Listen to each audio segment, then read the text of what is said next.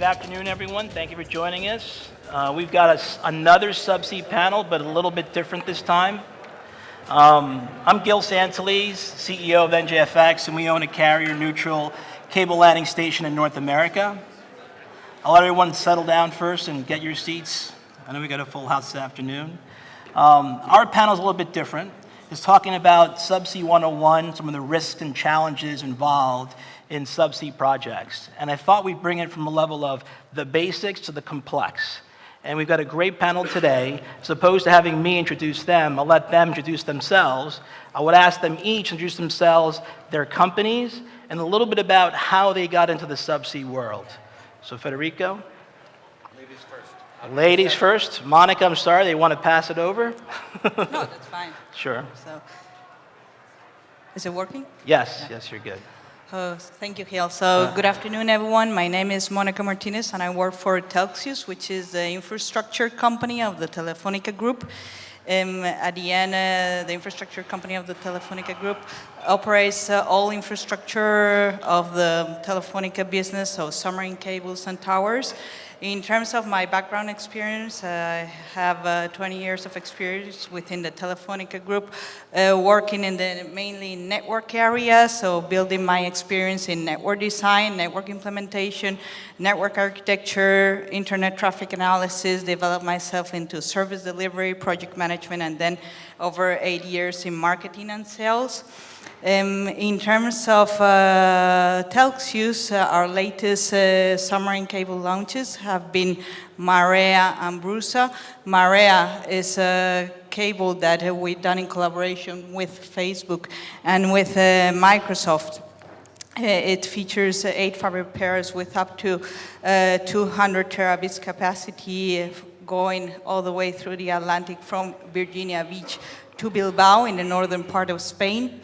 And then we also have Brusa, which is our latest launch in the Latin America region, that goes all the way from Rio de Janeiro in Brazil to all the way in Virginia Beach in the United States, with over 11,000 kilometers of cable with 8 fiber pairs as well, and reaching a capacity of 138 terabits per second.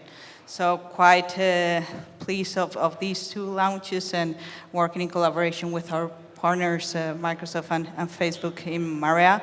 And looking forward to share anything interesting in this, such an interesting panel. So thank you very much, Gil. Thank you, Mónica. Ricardo? I guess, Federico, you're going to have to go. All right, I finally have it. Okay, my name is Federico Porri. I work from, can you hear me? Yeah. Telecom Italia Sparkle. I'm the CTO for the Americas region. Sparkle, as you might know, has a worldwide network. We work on wholesale data, voice, mobile, and multinational services, of course. In the Americas, we focus probably more on wholesale and retail market.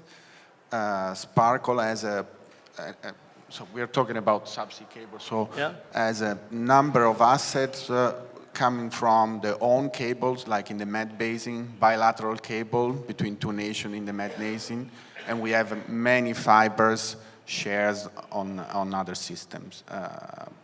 We built the Med Nautilus cable in the year 2000. We purchased fiber in all the Americas in the year 2000. And now we're going through, and we'll see through the panel, a new phase of build.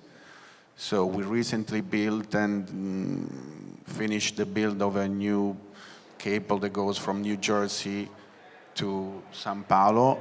We own half of that system, and we are enriching every day our system. I think we can share it throughout the panel, our other project that we have ongoing on the rest of the world. My experience, I started working in the 90s on the internet and doing a lot of internet startup in Italy. I moved in the year 2000 on the mobile services. And from 2010 onwards, I've been working on subsea. And not just because this is a subsea channel, but that's the subject I like most. Between the internet, the mobile, and the subsea. It gives a lot of opportunity. It's very interesting. And you really see the world shaping around you with the building of new systems. Thank you. Sure. Hello. Hi, my name is Ricardo Cero. I work at Facebook. And regarding experience, well, I remember when I started working and I was negotiating STM1 for a couple of $1 million, making the former cable owners very happy and just fighting very hard to get the IBC fees removed. So it's really a long time ago. And I've just seen that the industry has changed dramatically since the model that we have like 20 years ago, where we are right now. Of course, the technology has helped a lot to develop this, but also the increased demand of capacity. Companies like us are facing huge demand, and in a time frame of 5 years, we have just transformed ourselves from just buying a couple of 10G circuits to building together with most of the companies we have in the panel, submarine cables worldwide. Great, thank you, thank you. Hi, Rob Barth. I'm a strategic advisor to Bulk Infrastructure.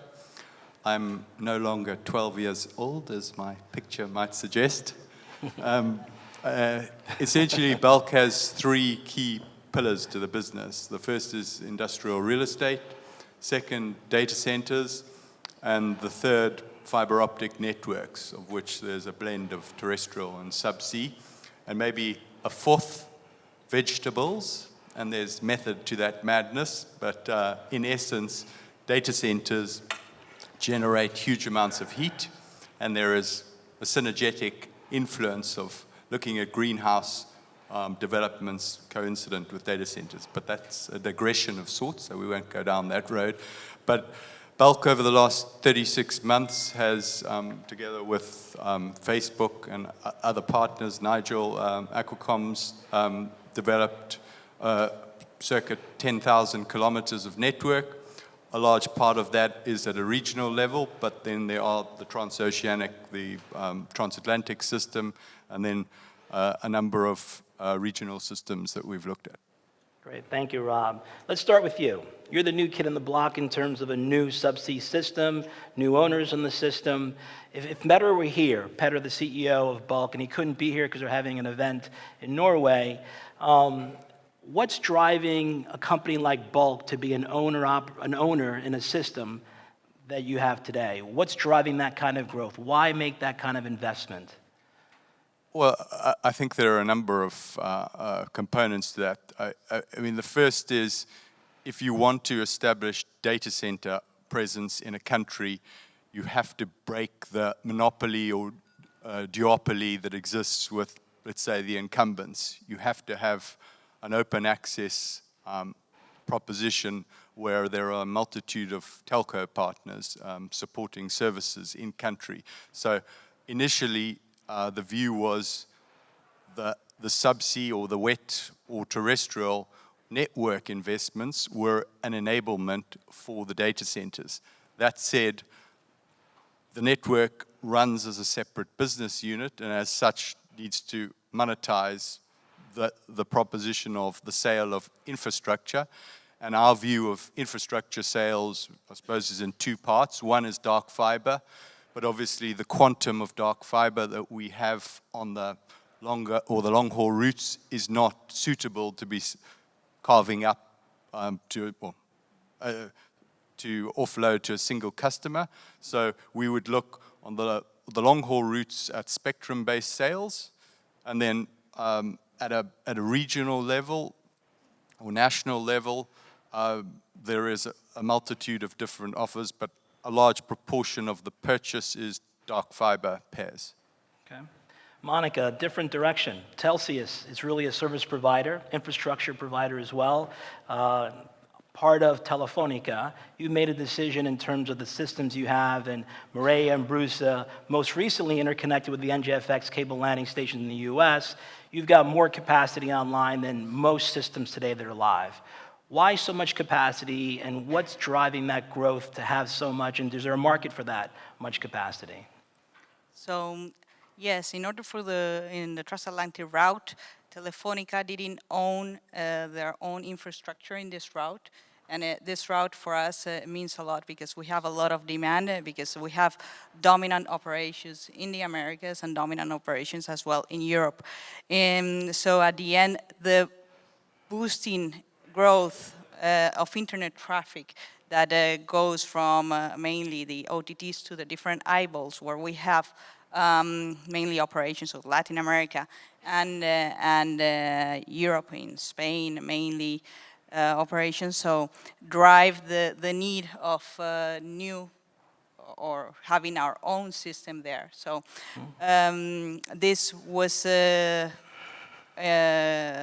main goal, to have our own infrastructure. So it was a positive project for us in order to be able to connect our main two countries or main two continents of operations, so the Americas and Europe. And for the part of Latin America with the BRUSA system, what drove the need here is basically at the end, we have currently our submarine cable operations around South America, but all this system is coming to end of life pretty soon, as it's reaching over 20 years of operations already. So as you know, so cable system run end of life after 25 years. So what we needed, it was to have an alternative cable system to be able to migrate those capacities into a cable system, and enough traffic to compensate us to create our own infrastructure from the United States to Brazil, where Brazil is the main dominant market, which is moving the most of the traffic of the Latin American region. So that's what made that decision. So first, traffic growth, and then legacy system going end of life. Great. Ricardo, I'm going to ask you the same question last. I'm going to ask Federico next. You've got the CBRAS system. You've got so much capacity going directly from New Jersey, NJFX, going down to Brazil. You can enable a carrier to have the same capacity on just a portion of your fiber system that the old system had combined. It's an incredible amount of capacity. Bringing that much capacity online, having the Angola Monet system, having the BRUSA system now, your half owner in the CBRAS system. What do you see the changes that this much capacity will bring to the marketplace as TI Sparkles enables basically Brazil-US communications?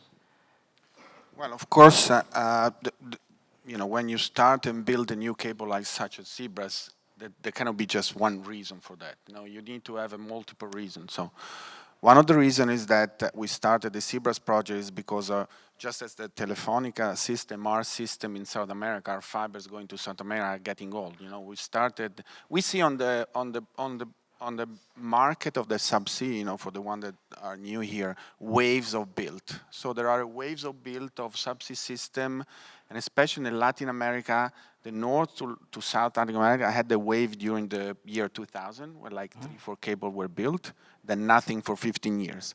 And now we see again, a number of cable coming in, because what happens, first of all the operators see, as she was underlying, that the existing infrastructure is about to come to an end. So you need to take preventive action. You need to take an action, and building a cable is like building a skyscraper. It doesn't come into 2 minutes. Now you need a couple of years of planning, finding probably the right partner to do it, as they did it with Microsoft and Facebook. We did it with CBRAS, so we shared the investment with CBRAS.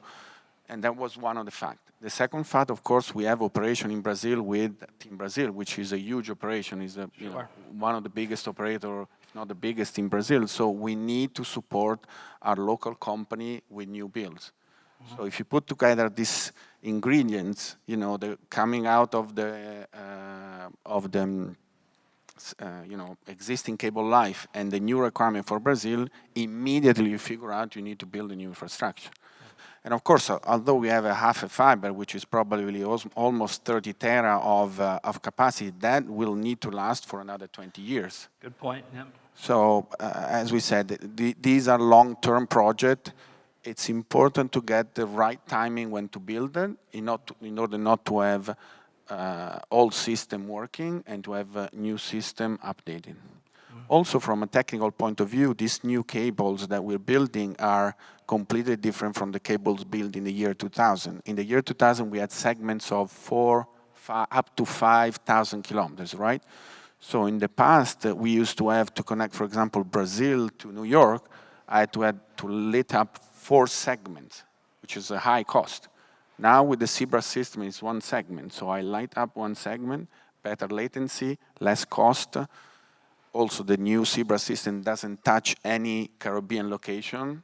You know, unfortunately, hurricanes happen. I live in Miami. I see them every year.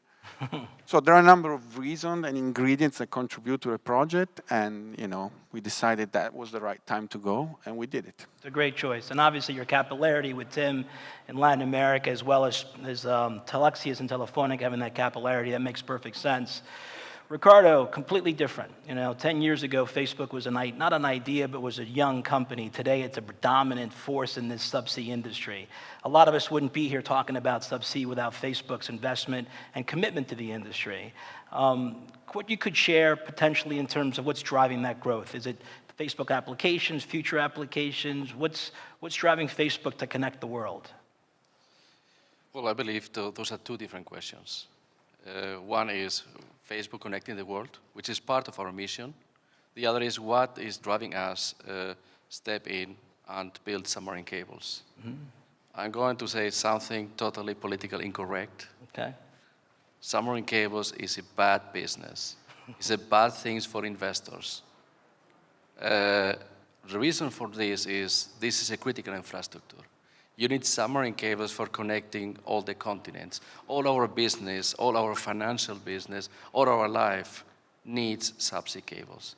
Because of that, no one is willing to pay a lot of money for the subsea cable connectivity. So this is the good and the bad news about subsea cables. They are needed, but no one wants to pay for that.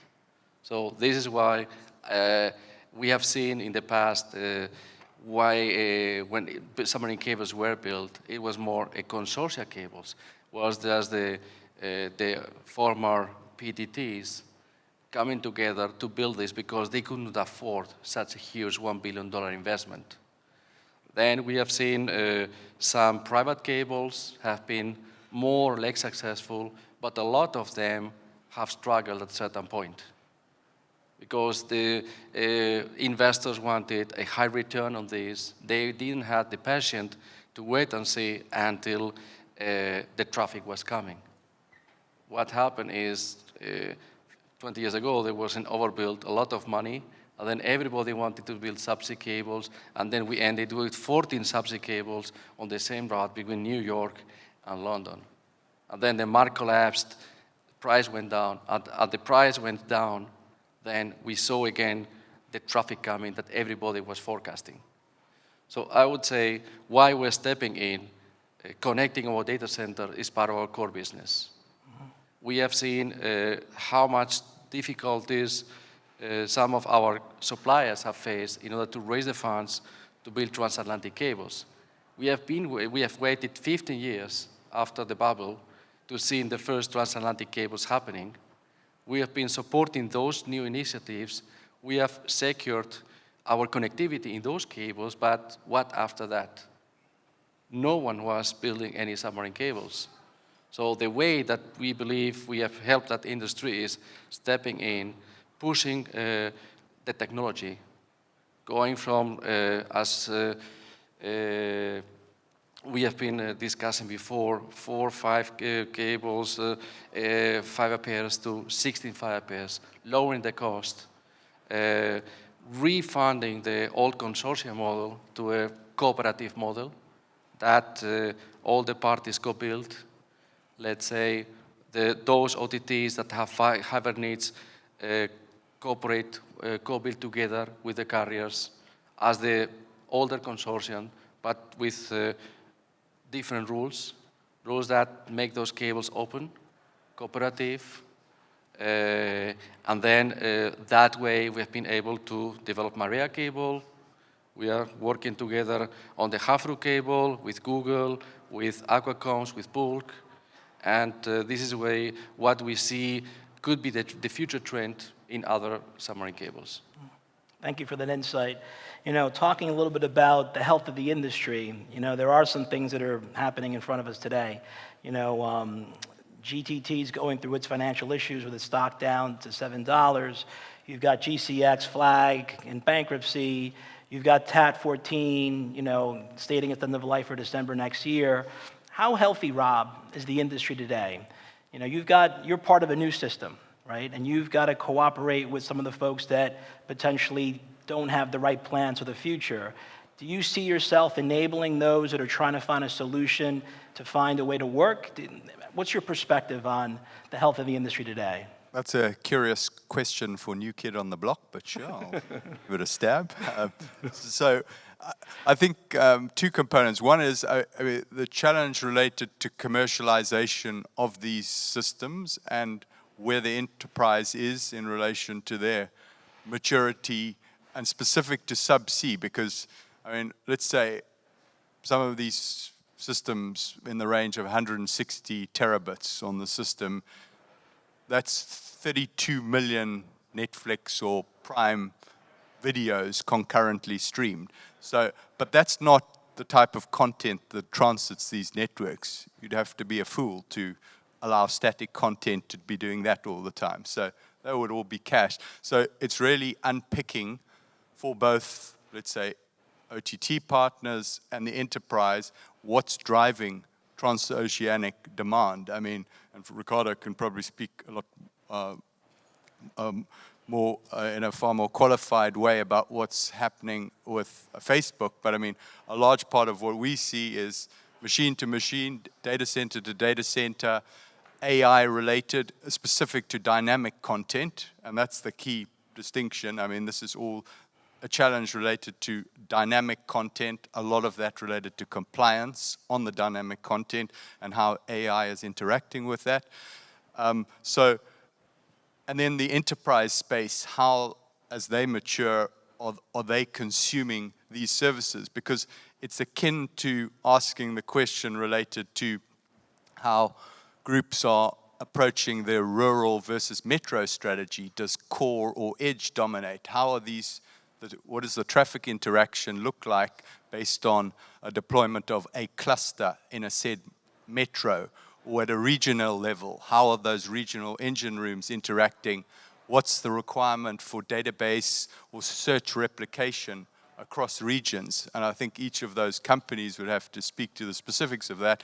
But I think unpicking what those demand drivers for growth are related to transoceanic systems or interregional systems versus at a metro, national, and regional level is very different. And I think but what we're seeing is certainly at an infrastructure and sub-infrastructure level, so blending high demand with low volume, high value, which is, let's say, what you'd see for some capital market-based applications, not necessarily financial arbitrage and not ultra-low latency, but typically those groups are paying a far higher quantum for smaller segments of the cable.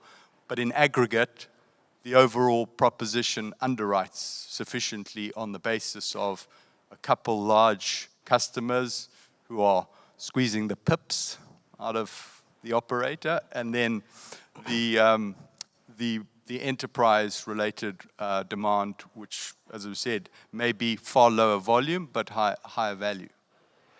So it's interesting. This side of the panel is application-driven. They have an application that makes it all work. This side of the panel, I would say, is more the traditional operator, right, that works with the application providers to try and provide them bandwidth. What do you see on this side of the panel in terms of how the traditional carrier starts looking at global connectivity? Do they start partnering with companies that have the applications? Do they become application providers themselves? You have the whole mobile platform that's developing right in front of our eyes. What's your take on the health of the industry, and what do the traditional carrier do when the customer becomes so smart and so application-driven? So, going back also to the panel before, probably, in the 90s, the model of building cable, as you said, it was the consortium model, no? And it was a consortium model that was based on mu kilometers, whatever parameter you decide, and there's actually a unitary way of equipping the system, no? So now the market has changed, we believe. So we're going to probably, what we're seeing is that operators will not probably build huge cables by themselves. You also always need a partner. And going back to the panel before, the partners, it doesn't need to be another wholesale operator.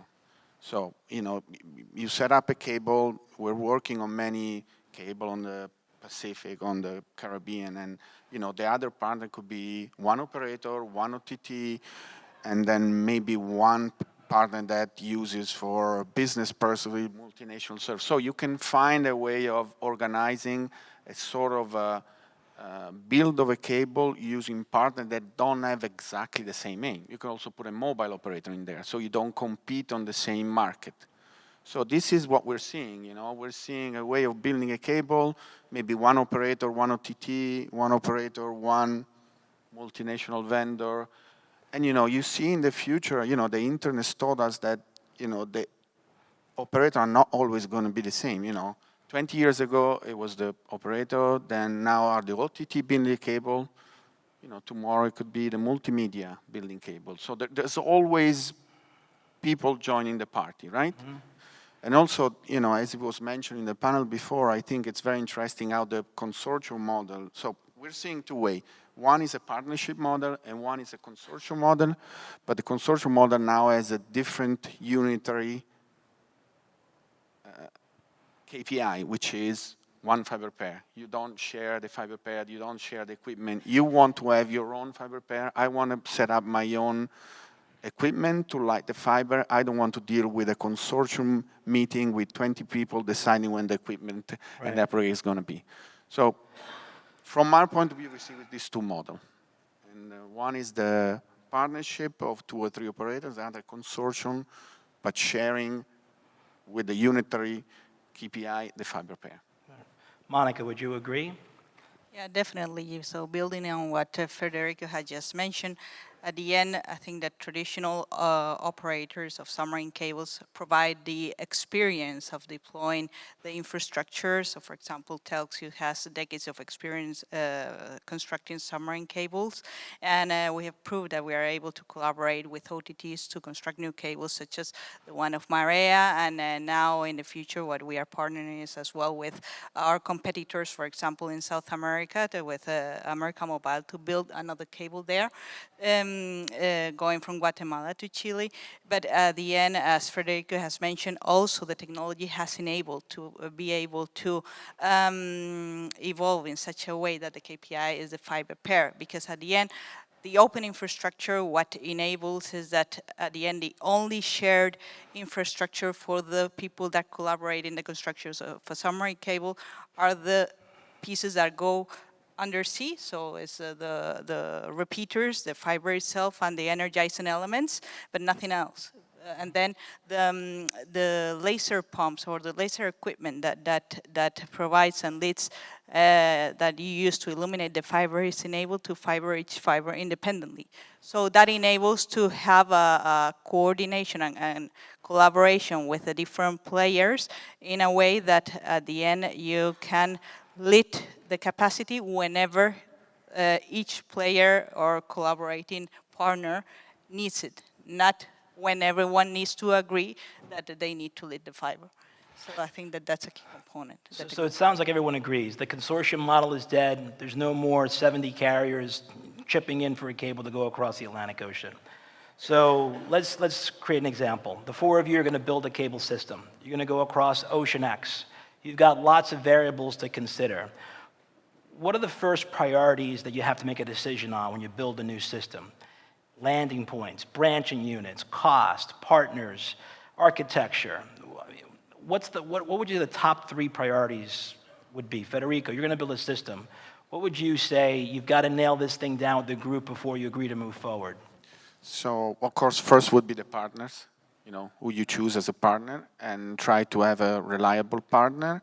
And as she was underlying, a partner that helps you in the build. It's no use to have a partner that doesn't help you in the build. So it has to bring something to the table. Okay. That's the first thing. The second take that we as Sparkle have experienced is that one of the most successive way to enable a cable to be successful in terms of revenues and customer is to have at least at one end, not just a landing station, but a data center infrastructure. That enables, first of all, to reduce costs, because once you land the cable, you don't have to buy expensive backhaul to connect to operators and customers. You already have an environment there. So, for example, as Sparco, we built in Sicily, where all the cables in Catania and Palermo land, or in Athens, Istanbul, and we have the same experience in wall with your data center there. So, close to the landing station, we need to have a data center because that will deploy an enormous amount of capacity request, and the cable will turn lively right away. You will not have a dead time until people connect, until the local operator connect, in order to evolve the system. So those are the first two takes that are most important for us. The third, of course, it's the economics behind it, the business plan and whatever is the budget associated and expected traffic. And so these three aspects, not probably in that order, but these are the three aspects most important for us. Ricardo, what's a bad partner? How do you know a partner is not going to be a good partner? What's the worst aspect of someone or some organization that you would deal with and say, you know what, I'm sorry, it's just not going to work? Yeah. Well, I believe that, as Federico has pointed out, the one thing you want to avoid is answering that question. So it's better that you do your work properly. If you have a bad partner, it's because you have done a bad job. I would say that way. When you sit down at the table and just start talking to other potential companies, hey, you want to join, we have the needs, we have the plan to develop a new infrastructure. Okay, you have to identify that there is a willingness to do that. They have the economical resources to do that and the technical skills. Because as Mónica and Federico has pointed out, carriers have a large experience. They have the local knowledge. They know exactly when you say, okay, we'll pretend to land in that area, they can tell you, well, there is erosion in the coast that here. We experienced when we landed the cable 15 years ago that it was not a good thing. It's rocky bed. Just come here. There is existing infrastructure here. There are potential data centers here. So there's an added value that your partners can bring to the project, and those can be the key of the success of the project. So choosing the right partner definitely is the right thing, and I would say there is no right partner, is you doing a bad job. Okay. Rob, in terms of architecture, what are some of the critical elements in developing one of these subsea systems? Branching units obviously are important. Placing those, designing those. Are there any elements that you've experienced in the last 12 months that you've said, we really got it right, we did this a certain way and we thought it was important?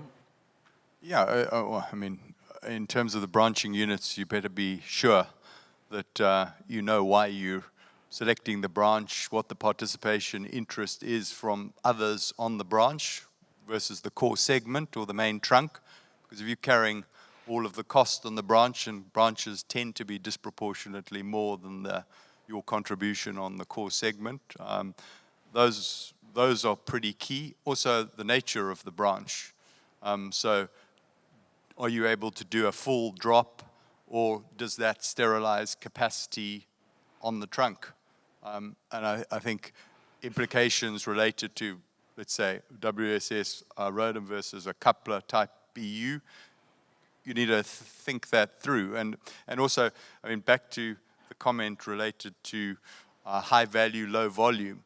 Some of the branches that we look at don't necessarily sort of justify on a volume basis the right sort of qualification of why are we putting 20 terabits down the system, or why is X number of terabits traveling down this branch, but subject to the value of the transaction in question, that sometimes washes its face. But I think, as evidenced by a number of the newer systems going in, specifically transatlantic, you see a rationalization of an approach to branches. These are expeditious main trunk systems in the main, Hofruhr happens to be doing something differently in its more northerly Atlantic crossing, but a number of the other systems are straight main trunk core segment across the Atlantic.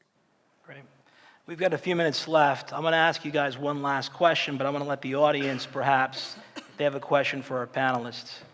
Does anyone in the audience have, I know it's late, it's almost the last day. Okay. All right, so my last question, and then we're taking a break after this before the next panel, relates to where we are. We've got these older systems in the water. We've got the new systems going online. Are there many conversations happening at this show about how we plan for the migration?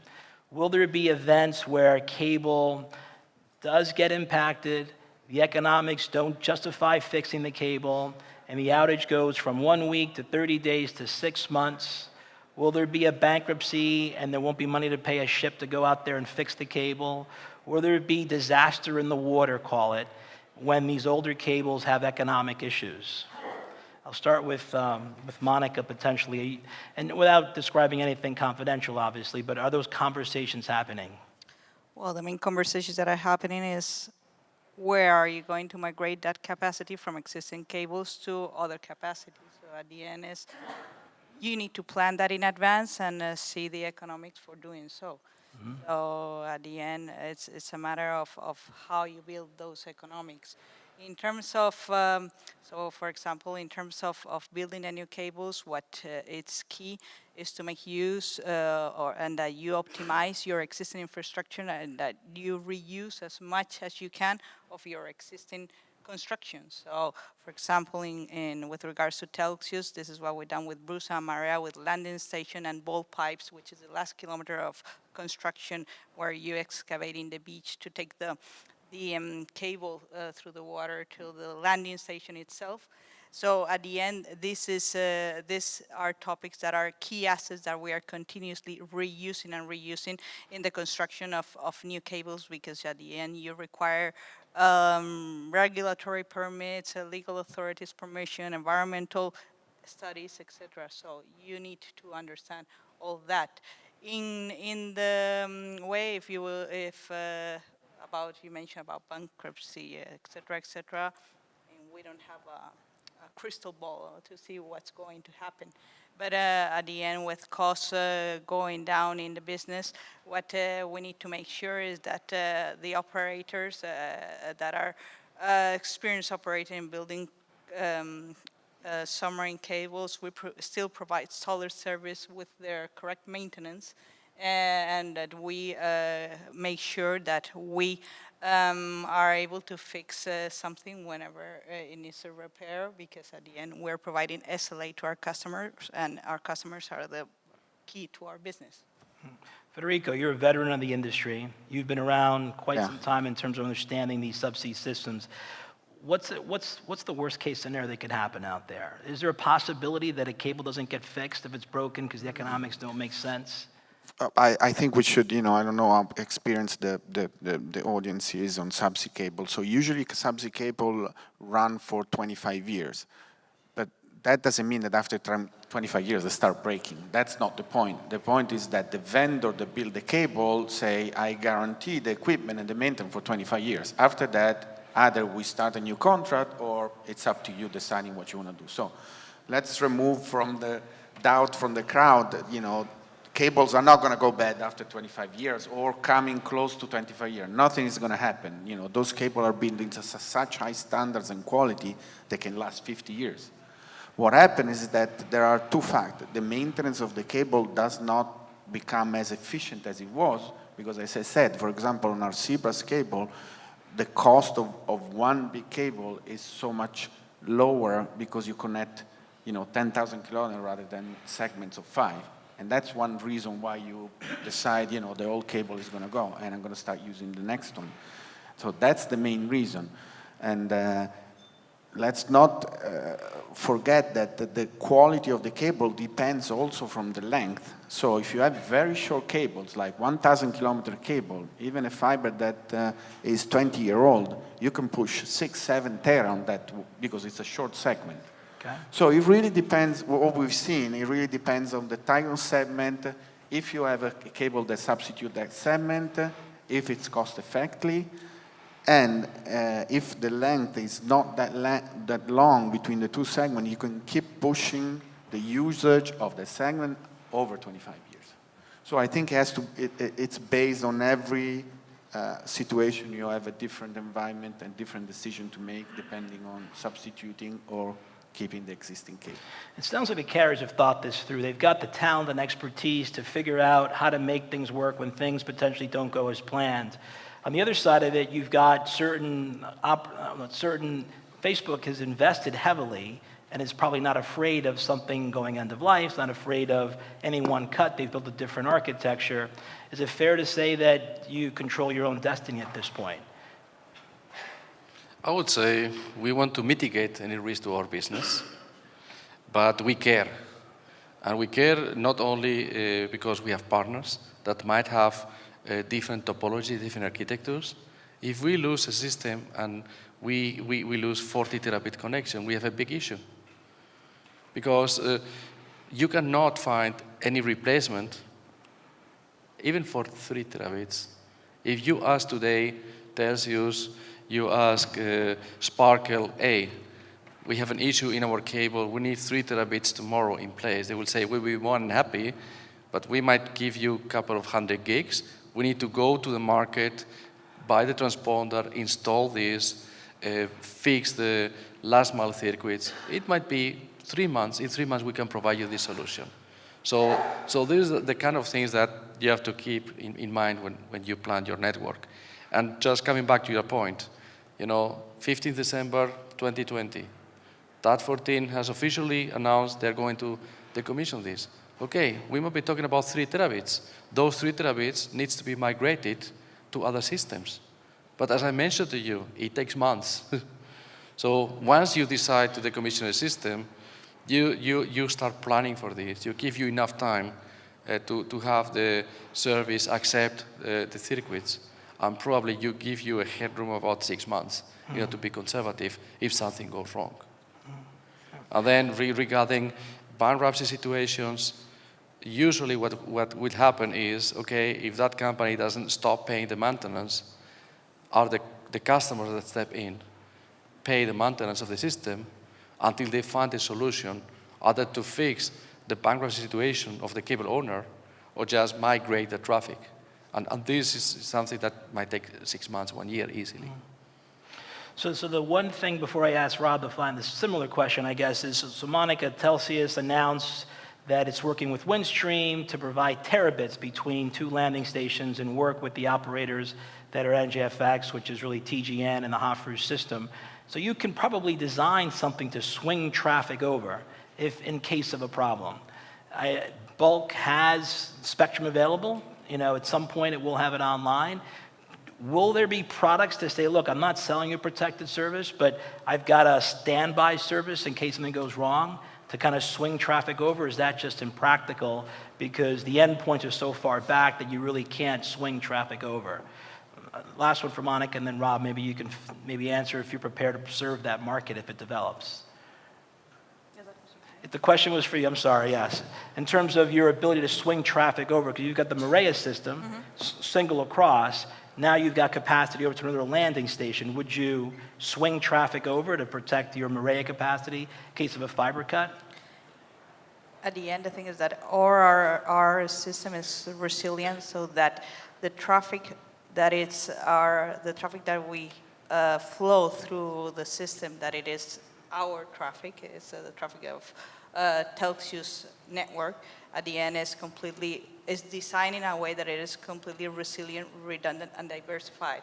So in the case there is a cut, there is no single point of failure to be able to run that traffic through another system or another. So even our own capacity or rent the capacity from somebody else. But at the end, our main, let's say, architecture rules for designing a network is to make sure that we provide our resilient services for our customers. Great. Final question, Rob. Are you going to provide standby spectrum service, or is that too complicated to do? I think the reality is the infrastructure route in question would have to underwrite on its own merits. The reality is, or there's a practical question related to, can bulk service the triverse, quadverse requirements that the customer may have on the transoceanic route in question? And the answer to that question is we would not participate on all of said routes. So either bulk believes in a diverse physical infrastructure path and would invest in that, and then that may be a scenario where a protected service offering is made available to the market. But I think in terms of managing that I think the customer in the main would go to multiple vendors to source the required topology of network. Great. Well, that's my last question. I want to thank our panelists and thank the Capacity folks for having us today.